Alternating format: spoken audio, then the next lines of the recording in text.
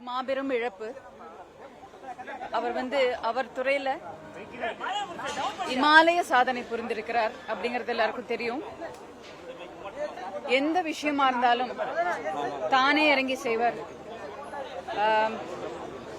என்னுடைய முதல் படம் நான் இந்த திரைத்துறைக்கு வந்ததுக்கு முக்கியமான காரணம் பாரதிராஜா அவர்கள்.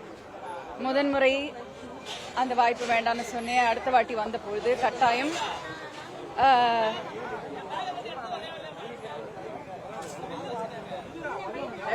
புதுநெல்லு புதுநாத்து படத்தின் போது ஒவ்வொரு சின்ன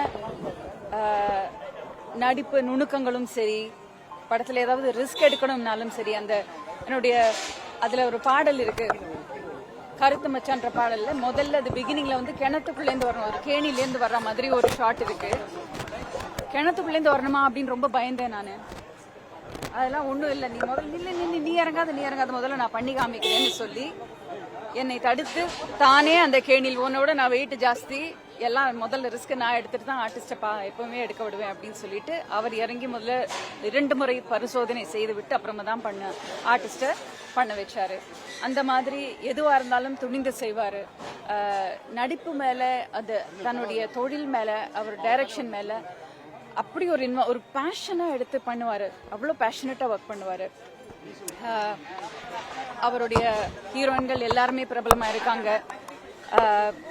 எல்லாருக்கும் அருமையான கேரக்டரா இருக்கும். ஒரு சின்ன வேஷம் அந்த படத்துல அவரோட படத்துல இருக்காங்கன்னாலும் அவங்களுக்கு ஒரு பெரிய முக்கியத்துவம் வாய்ந்த கேரக்டரா தான் இருக்கும். ஸ்டுடியோல இருந்து அவுட்டோர்ஸ் எடுத்துட்டு வந்தது அவர் தான் அப்படின்னு எல்லாரும் சொல்லும்போது ரொம்ப பெருமையா இருந்துச்சு. இந்த மாதிரி ஒரு பெரிய ஒரு டைரக்டர் கையால் இன்ட்ரடியூஸ் ஆனேன்னு நினைக்கும் போது ரொம்ப பெருமையா இருந்தது.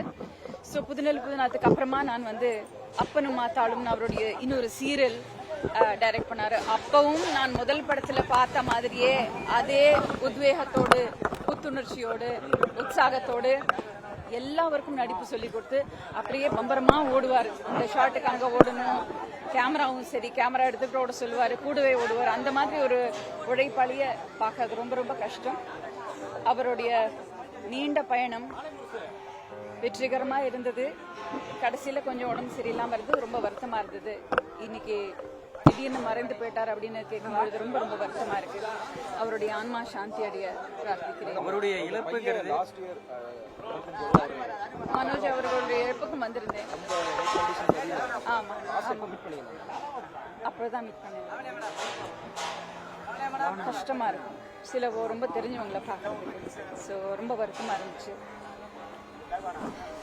அண்ட் எஸ், புதுநெல்லு புதுநாத்துக்கு அதுக்கப்புறமா என்னுடைய ஆடியோ லான்ச், என்னுடைய அழகுன்னு என்னுடைய ஆடியோ லான்ச்சுக்கு ரொம்ப சந்தோஷமா வந்தாரு.